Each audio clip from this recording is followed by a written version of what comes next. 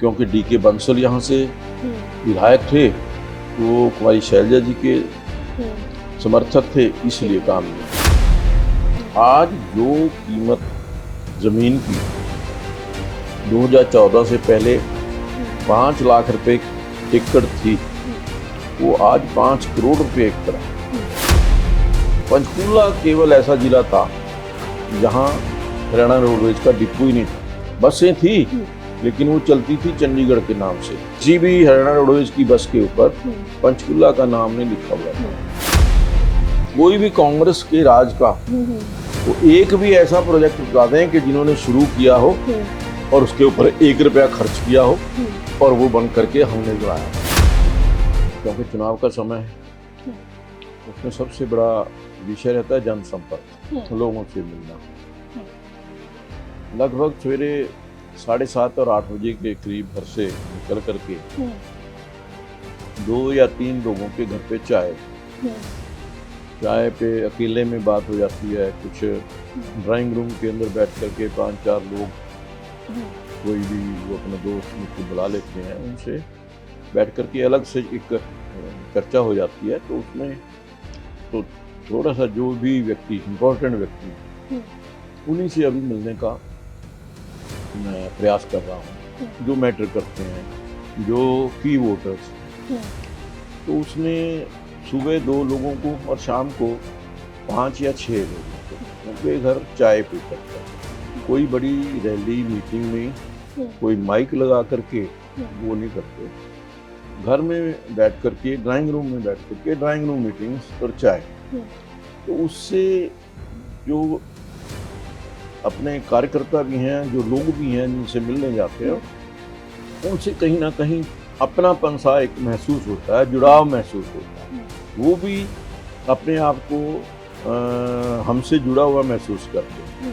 तो इस दृष्टि से मेरा अभी तक पिछले 15 दिन से लगभग यही एक रूटीन है कि सुबह 7:30 बजे निकलो, चाय पियो 2 जगह सवेरे, और उसके बाद नाश्ता वास्ता करके कुछ जो हमारे कार्यकर्ताओं के लिए काम है, कुछ ना कुछ उनकी किसी को फ़ोन करना है, और उसके बाद तो शाम को 3 बजे से लेकर के 8 बजे तक का शेड्यूल गांव के अंदर, विशेषतौर या लेबर कॉलोनीज के अंदर, उनके घरों में चाय पीने जाता है। चाय पे चर्चा कह लीजिए उसको, या एक जनसंपर्क अभियान कह लीजिए। तो छोटी छोटी गैदरिंग्स हैं जिनसे कैप्चर करने की कोशिश कर सकते हैं, या फिर अपने जो चीजें आपकी वहाँ पर हुई हैं, या कोई किसी को समस्याएं आ रही हैं तो आप उनको ठीक करने का, सुलझाने का प्रयास। हाँ, एक चिन्हित लोगों से मिलना।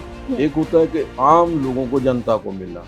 कुछ विशेष लोग, जैसे हमारे कोई शक्ति केंद्र प्रमुख हैं, या हमारे कोई बूथ अध्यक्ष हैं, या हमारे मंडल अध्यक्ष हैं, उनके घरों पे जाकर के 10-20 लोगों से उनके साथ बैठ करके चर्चा करना, आगे की योजना के बारे में। उनके मन में कोई किसी प्रकार का भ्रम या कोई उनको लगता है सुझाव, उनके सुझाव भी मिल जाते हैं, बहुत अच्छे सुझाव।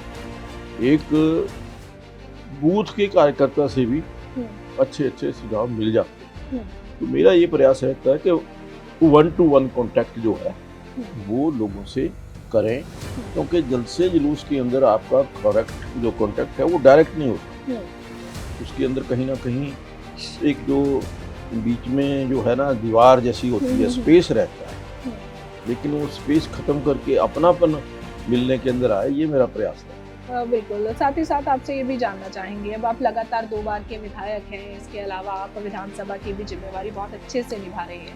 जब आप आए थे पंचकूला संभालने के लिए, लोगों ने आपके हाथ में वागडोर दी थी पंचकूला की, तो उस समय पंचकूला के क्या हालात थे? देखिए, वैसे तो मेरा पूरा जो राजनीतिक कैरियर है वो चंडीगढ़ से। हाँ जी, मैं जानती हूँ। मैं चाहती थी कि आगे हम इसके बारे में भी बात करेंगे। आप मेयर रहे हैं चंडीगढ़ में भी एक विशेष मैं कहूँगा कि 5 साल का वो जो कार्यकाल जो मुझे हमारे देश के प्रधानमंत्री आदरणीय नरेंद्र मोदी जी के साथ बिताने का जो अवसर मिला, वो मेरे लिए एक बहुत बड़ा एक प्रेरणादायक कह लीजिए, एक मार्गदर्शन का जो मिलता रहा, वो मेरी ज़िंदगी के अंदर बहुत उसका मुझे फ़ायदा मिला है। मैं वहाँ से 2 बार पार्षद रहा, मेयर रहा, 3 बार भारतीय जनता पार्टी का अध्यक्ष रहा। तो वो जो मेरी चंडीगढ़ की जो राजनीतिक मेरी यात्रा थी, उसके पश्चात संगठन ने तय किया कि पंचकूला में, क्योंकि मेरा रेजिडेंस पंचकूला में 1992 से, तो संगठन ने ये तय किया कि आपको पंचकूला में काम करना चाहिए। मैंने 2002 के अंदर पंचकूला में आकर के हरियाणा प्रदेश के अंदर भाजपा की जो यात्रा शुरू की, और 2002 में मुझे आते ही प्रदेश कोषाध्यक्ष की जिम्मेवारी, प्रदेश कोषाध्यक्ष रहा, 2 बार रहा, फिर मुझे उपाध्यक्ष की जिम्मेवारी मिली, और ये करते करते फिर 2009 के अंदर ऐसा समय आया कि मुझे आदेश हुआ कि आपने चुनाव की तैयारी करनी है, चुनाव लड़ना। मैं चुनाव लड़ा, लेकिन उस चुनाव के अंदर 3 प्रत्याशी थे, उसमें लगभग 13 या 14 हज़ार से मैं वो चुनाव हार गया। जी। उसके बाद फिर लोगों की सेवा में लगे रहे, संगठन की योजना के मुताबिक कार्य किया, और 2014 में मुझे फिर संगठन की तरफ से आशीर्वाद मिला, और 2014 में मैं लगभग 45,000 वोट से यहाँ पंचकूला विधानसभा से जीता। और 2014 से 19 के अंदर पंचकूला को सुधारने के लिए, पंचकूला में विकास की दृष्टि से काफी महत्वपूर्ण कार्य किए, और उसी का परिणाम था कि 2019 में भी बिना सोचे, बिना किसी और पे विचार किए आपको 2019 में मुझे पार्टी ने मुझे उम्मीदवार बनाया जी। और अब 2019 से लेकर के आज तक, अब 2024 चल रहा है,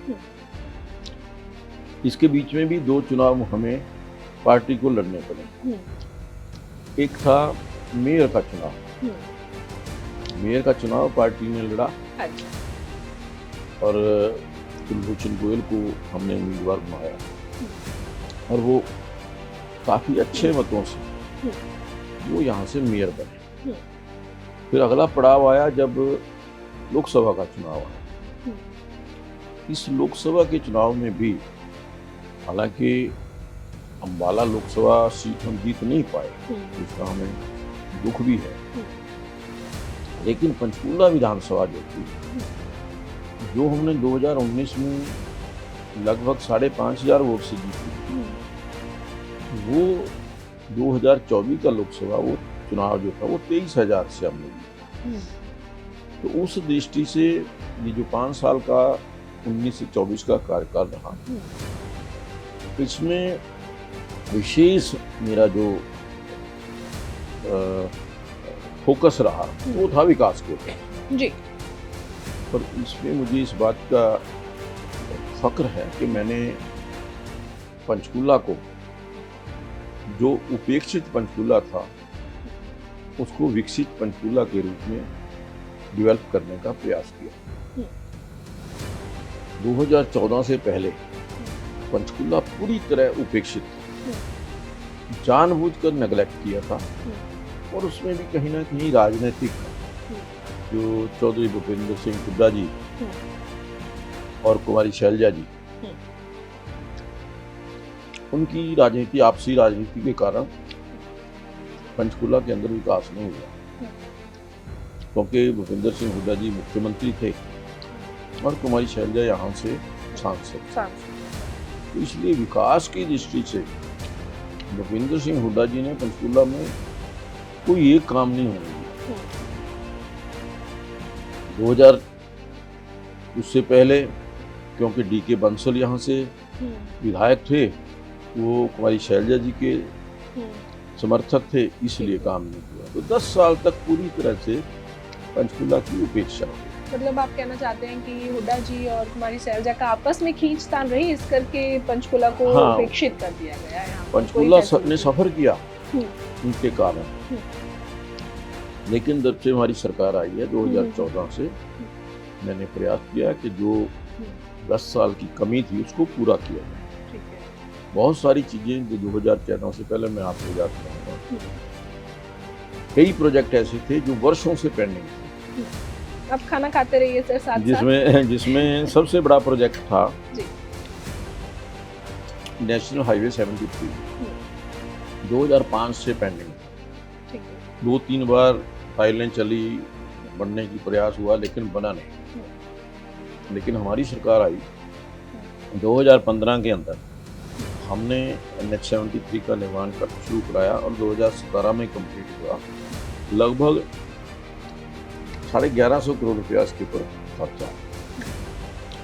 अब ये जो नेशनल हाईवे 73 बना है, इसके बनने से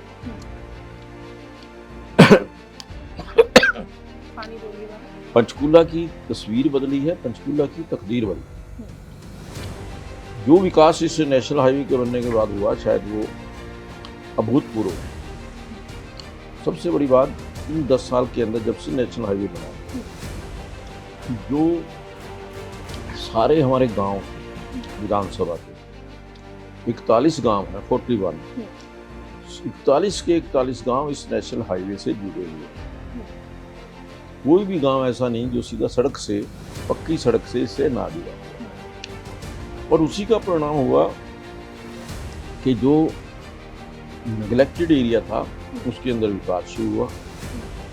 उसके अंदर चाहे वो हाउसिंग है, चाहे वो इंडस्ट्रियल है, हाउसिंग के बड़े बड़े प्रोजेक्ट आ रहे हैं। आज जो कीमत ज़मीन की 2014 से पहले 5 लाख रुपए एकड़ थी, वो आज 5 करोड़ रुपए एकड़ है। इतना फर्क जो है ये नेशनल हाईवे के बनने से इसका बाद मिला। तो मैं समझता हूँ कि ये जो विकास है, तो अब इसके अलावा पंचकूला की उपेक्षा मैं आपको बताता हूँ कैसे की। पंचकूला के 22 जिले, 21 जिलों के अंदर हरियाणा रोडवेज का डिपो थे। 21 जिलों के अंदर पंचकूला केवल ऐसा जिला था जहां हरियाणा रोडवेज का डिपो ही नहीं था। बसें ही नहीं आती। बसें थी, लेकिन वो चलती थी चंडीगढ़ के नाम से। हाँ। किसी भी हरियाणा रोडवेज की बस के ऊपर पंचकूला का नाम नहीं लिखा हुआ था। मैंने इस बात का प्रयास किया और यहाँ पंचकूला में हरियाणा रोडवेज का डिपो भी बना, और उसके साथ साथ 87 करोड़ रुपए की लागत से जो बहुत ही मॉडर्न जो वर्कशॉप है, वो वर्कशॉप यहाँ बन करके तैयार। पंचकूला की उपेक्षा की मैं आपको बताता हूँ। पंचकूला में 2014 से पहले 7 घंटे या 8 घंटे बिजली आती थी। पंचकूला के अंदर हमने 66 kV सब स्टेशन और 33 kV सब स्टेशन ये लगाए, और उसके बाद आज पंचकूला को 24 घंटे बिजली, दिन और रात, चाहे जो मर्जी हो, गांव हो, कोई नूरनी की छोटी से छोटी ढाणी हो, वहां पर बिजली जो है 24 घंटे।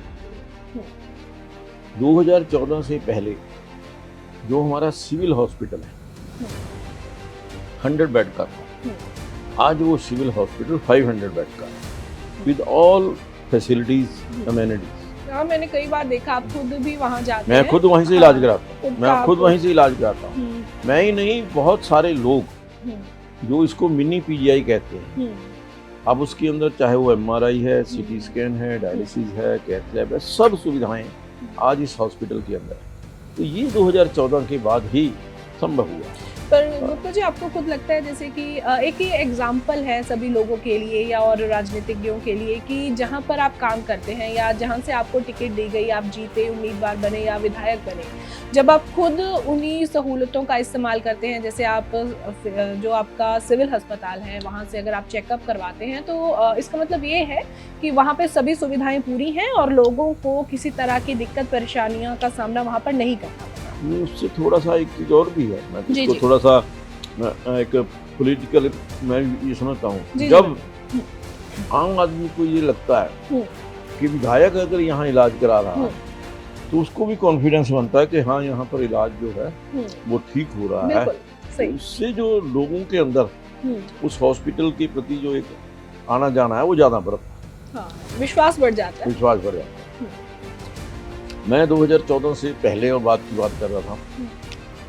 2014 के बाद आज पंचकूला जो है वो एजुकेशन का हब बन चुका है। यहाँ जो नए संस्थान आए हैं, नई शिक्षा संस्थान आए हैं, उनमें ITI 2014 के बाद बना, गवर्नमेंट पॉलिटेक्निक कम मल्टी स्किल सेंटर 2014 के बाद बना, गवर्नमेंट इंजीनियरिंग कॉलेज 2014 के बाद बना, गवर्नमेंट मेडिकल कॉलेज जिसका शिलान्यास हो चुका है 2014 के बाद बना, संस्कृत कॉलेज 2014 के बाद बना, national institute of fashion technology NIFT 2014 के बाद आया, नेशनल इंस्टीट्यूट ऑफ आयुर्वेदा ये 2014 के बाद आया। ये जो शैक्षणिक संस्थान और इसके बाद स्कूल जो हैं, नए संस्कृति पब्लिक स्कूल जो आए, वो उससे शिक्षा के स्तर में बहुत सुधार हुआ। ये सारी चीज़ों की आपने बात की, वो तो मैं समझ पा रही हूँ कि ठीक है इनका आया बाद में या स्ट्रक्चर बाद में बना, पर कांग्रेस ये क्लेम करती है, कहते NIFT भी हमने पास करवाया, वो संस्कृत रूल भी हमने पास करवाया, कहते शिलान्यास हमारे समय में भी हुए थे। हाँ, बने बाद में है क्योंकि उनकी सरकार चली गई। नहीं, एक बात मैं आपको, जी कागजों में उन्होंने पता नहीं क्या क्या बना दिया, फाइलों के अंदर पता नहीं क्या क्या बनाया, लेकिन ग्राउंड के ऊपर NIFT का फाउंडेशन स्टोन भी हमने रखा। अब बताइए, फाउंडेशन स्टोन ही नहीं रखा तो अब वो किसने बनाया? फाउंडेशन स्टोन हमारी बहन जो स्मृति ईरानी जी उस टाइम जो मंत्री थी, टेक्सटाइल मिनिस्टर थी, उन्होंने रखा और उसका उद्घाटन पीयूष गोयल जी ने किया। तो NIFT उन्होंने कहाँ से बनाया? कागजों में जरूर बना दिया होगा कहीं ना कहीं, लेकिन यहाँ ग्राउंड के ऊपर जो है ये सारा कुछ हमने, चाहे वो इंजीनियरिंग कॉलेज है, हालांकि इंजीनियरिंग कॉलेज का हमने शिलान्यास किया है, लेकिन इंजीनियरिंग कॉलेज की क्लासेस पिछले 2 साल से 180 बच्चे जो हैं 5 कोर्सेज के अंदर इंजीनियरिंग कर रहे हैं। तो ये चीज़ें हम लेके पॉलिटेक्निक कम मल्टी स्किल सेंटर हमने ही शिलान्यास किया, हमने ही उद्घाटन किया। कोई भी ऐसा प्रोजेक्ट मैं आपसे नहीं कहूँगा जिसका हमने शिलान्यास ना किया हो या उसका उद्घाटन हमने ना किया। कोई भी कांग्रेस के राज का वो एक भी ऐसा प्रोजेक्ट बता दें कि जिन्होंने शुरू किया हो और उसके ऊपर 1 रुपया खर्च किया हो और वो बन करके हमने बनाया। तो अगर केवल कागजों में ही बना करके आप संतुष्ट कर रहे थे तो वो मैंने बताया उसका कारण। उसका कारण था राजनीति आपस के अंदर, जो कुमारी शैलजा और हुड्डा जी का जो आपसी प्यार कह लीजिए, आपसी उनका जो मेल जोल है उसके कारण। तो वो उसके कारण पंचकूला को सफर करना पड़ा। जी जी। एक और बड़ी चीज मैं आपको, पंचकूला के अंदर 2014 के बाद जी जी आपको याद होगा 2017 के अंदर शायद खेलो इंडिया हुआ। खेलो इंडिया प्रोग्राम हुआ जी। खेलो इंडिया जब यहाँ पर आया तो अंतरराष्ट्रीय स्तर के 4 बड़े प्रोजेक्ट 5000 लोगों की कैपेसिटी का मल्टीपर्पज स्पोर्ट्स हॉल पंचकूला के अंदर हमने शिलान्यास किया, हमने शुरू कराया, उसको बन करके तैयार हुआ। आज उस हॉल के अंदर 12 इंडोर गेम्स हैं वो खेली जा सकती है। पंचकूला के अंदर अंतर्राष्ट्रीय स्तर का फुटबॉल, ये जो वॉलीबॉल स्टेडियम एयर कंडीशन वो हमने बनवाया। पंचकूला के अंदर ही जो बास्केटबॉल का अंतर्राष्ट्रीय स्तर का जो स्टेडियम है वो हमने बनाया। आज पंचकूला के अंदर स्पोर्ट्स इंजरी रिकवरी सेंटर पूरे नॉर्दर्न इंडिया के अंदर सबसे मोस्ट टेक्निकली साउंड जो स्पोर्ट्स इंजरी सेंटर है वो पंचकूला के अंदर। उस दृष्टि से चाहे वो एजुकेशन के अंदर, चाहे वो हेल्थ के अंदर, चाहे वो स्पोर्ट्स के अंदर। एक चीज़ और बताता हूँ, देखिए 3 चीज़ें बड़ी बेसिक नेसेसिटी होती है, जैसे मैंने कहा बिजली, हाँ जी, हमने 24 घंटे बिजली। दूसरी है पानी। पंचकूला के अंदर एक प्रोजेक्ट पेंडिंग था हुड्डा जी के कार्यकाल के अंदर, पता नहीं कब से पेंडिंग था, वो था कजौली वाटर वर्क्स। वहाँ से पानी लेकर के पंचकूला की प्यास बुझाने। ठीक है। हुड्डा जी के कार्यकाल में नहीं शुरू हुआ, 2015 के अंदर हमने 25 किलोमीटर पाइपलाइन डलवा करके कजौली से पानी हम यहाँ लेकर के आए, काकड़ा कैनाल से। आज पंचकूला के अंदर पानी की कोई कमी इसीलिए, पंचकूला के अंदर गाँव के अंदर 50 नए ट्यूबवेल हमने लगवाए, तो उससे जो पानी की प्यास थी पंचकूला की, वो पानी की प्यास बनी। सड़कों के बारे में बताया ना, बिजली, पानी, सड़क, शिक्षा और स्वास्थ्य, ये 5 बेसिक थी। अब यहाँ पर जो और फैसिलिटीज हमने प्रोवाइड की हैं, यहाँ मल्टी लेवल पार्किंग, अब देखिए जो डीसी ऑफिस है या कोर्ट्स हमारा कॉम्प्लेक्स है जी। उसके बाहर आपको शायद नहीं ना मालूम हो, एक बड़ा भारी खड्डा होता है, उसके अंदर पार्किंग। सड़कों की दशा तो रही है सर इस तरह से, अभी भी पंचकुला में कई जगह पर पानी की भी हो जाती है, दिक्कत हो जाती है, नहीं वो लोग बन जाते वो हैं। मैंने जो वो करते हैं, कई जगह पर देखा है कि लोग जो हैं पानी की पाइप के अंदर मोटर लगाते हैं, उससे जो आगे वाले जो पानी जिनको जाना होता है उससे वो पानी में कमी आ जाती है, वरना कोई पानी की कमी जो है वो पंचकूला के अंदर नहीं। एक वाटर लॉगिंग की समस्या है, वो सारी जगह ही है। मैं पर्टिकुलर अगर आप बैठे हैं जैसे पंचकुला की हम बात कर रहे हैं, तो वो पंचकुला में भी है, उसको लेकर के क्या काम किया गया है? देखिए पंचकूला के अंदर वाटर लॉगिंग हमारे 2 या 3 पॉइंट्स थे, एक सेक्टर 10 में, सेक्टर 19 के अंदर और 2 स्थानों के ऊपर सेक्टर में। लेकिन वहाँ पर हमने सेक्टर 19 के अंदर 4 जो है वो अपने वेल जो है क्या उनके, हाँ जी, नहीं ये इसको पानी जो नीचे जाने के क्या बोलते हैं दिमाग में जो है, वो हमने वहाँ पर कराया। यहाँ पर 10 सेक्टर के अंदर पूरे का पूरा हमने जो बड़ा वहाँ पर पाइप डाल करके उसको सीधा नाले के अंदर जोड़ा है। बहुत कम, वो भी समस्या तब आती है जब जैसे कहते हैं ना अननेचुरल एकदम पानी, जैसे कल भी जो क्या हुआ, मोरनी की पहाड़ियों में बादल फट गया, बादल फटने से इतना पानी आया गांव के अंदर कि जिन्होंने कहते हैं 100 साल के जो लोग वहाँ रहते हैं कि कभी आज तक इतना पानी नहीं। तो जो अननेचुरल कई बार बरसात होती है उसमें कहीं ना कहीं थोड़ी बहुत प्रॉब्लम आती है, लेकिन ओवरऑल ये बड़ी क्लियर है कि पंचकूला के अंदर बरसात बंद होने के आधे घंटे के अंदर पूरे का पूरा पानी जो है वो क्लियर हो जाए। तो इसी तरीके से मैंने जो बता रहा था कि मल्टी लेवल पार्किंग, चाहे वो यहाँ सेक्टर 5 के अंदर डीसी ऑफिस के बाहर हो, चाहे वो माता मनसा देवी के प्रांगण में 15 करोड़ रुपए की लागत से, नाडा साहब के अंदर 15 करोड़ रुपए की लागत से जो हमारी जो मल्टी लेवल पार्किंग है वो वहाँ पर उनका भी निर्माण हमने करवाया। इसी प्रकार से जो पुल जो हमने 14 नए पुल जो इस दौरान नए पुल बने हैं, और 2 पुल तो ऐसे हैं जिनकी एक हिस्ट्री है, वो मैं आपको बताऊं।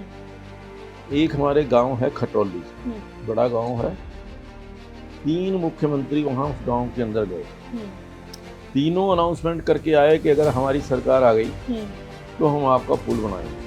ठीक है। और तीनों मुख्यमंत्री बने, लेकिन वो पुल नहीं बना। हमने वो पुल अब अपनी सरकार के उसमें 18 करोड़ रुपए की लागत से उस पुल का निर्माण किया, टांगरी नदी के ऊपर पुल बना है, आप जाके देख सकते हैं। मैं गई थी मोरनी की, आपने जिक्र किया, मैं एक चीज आपके भी ध्यान में लाना चाहूंगी, शायद आपको पता भी हो। एक तो वहाँ पर रेंज नहीं है, अगर मोबाइल टावर की वहाँ पर रेंज नहीं है, लोगों को 203 किलोमीटर वहाँ से 2 से 3 किलोमीटर इधर उधर होना पड़ता है अगर फ़ोन कॉल भी करनी है। दूसरा, वहाँ पर पर्याप्त सड़क नहीं है जो गांव को पंचकुला के साथ या यूँ कहें कि शहर के साथ जोड़ता हो। कहीं ना कहीं वो हिस्सा जो है वो मिसिंग है। लोगों से बात भी हुई तो उनका कहना है कि जब इलेक्शन होते हैं तब बैनर लगाने के लिए, इश्तिहार लगाने के लिए कहते हैं सारी पार्टियां पहुँचती हैं, पर इलेक्शन के बाद सुधारने के लिए नहीं मैं बताता हूँ जी। देखिए इसके अंदर मैं विशेष आपको बताऊंगा जी।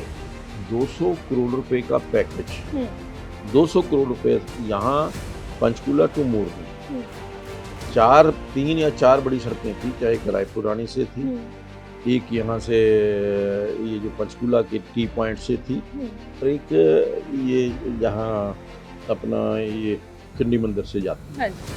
तीनों सड़कों को 200 करोड़ रुपए की लागत से अभी पिछले 1.5 से या 2 साल के अंदर स्पेशल पैकेज, क्योंकि हमने वहाँ पर टूरिज्म प्रमोट करना है, उसको लेकर के हमने सड़कों को चौड़ा भी किया है, सड़कों का निर्माण भी किया है। और जहाँ तक ये आपने कही, ये जो मैं दूसरा पुल की बात बता रहा था, पुल की जो बात कर रहा था, दूसरा पुल सेक्टर 19 का।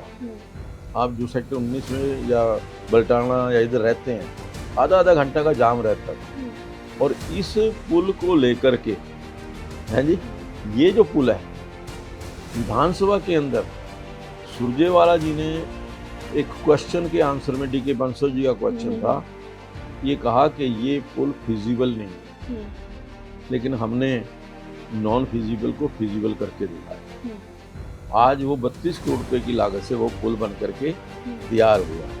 तो उस दृष्टि से हमने जो काम किए हैं, हमने नहीं कहा है कि आगे भी काम किया है, काम करें। ज्ञानचंद गुप्ता जी से बात की, ये विधानसभा के अध्यक्ष हैं और एमएलए हैं अभी पंचकुला से। तो सारी चीज़ों के बारे में इन्होंने बताया है कि इनका कार्यकाल किस तरह का रहा है, और साथ ही साथ इन्होंने ये भी बताया है कि कितना विकास कार्य इनके कार्यकाल में हुआ। वीडियो जर्नलिस्ट शिवम के साथ लिविंग इंडिया के लिए चंडीगढ़ से हरसिमरत।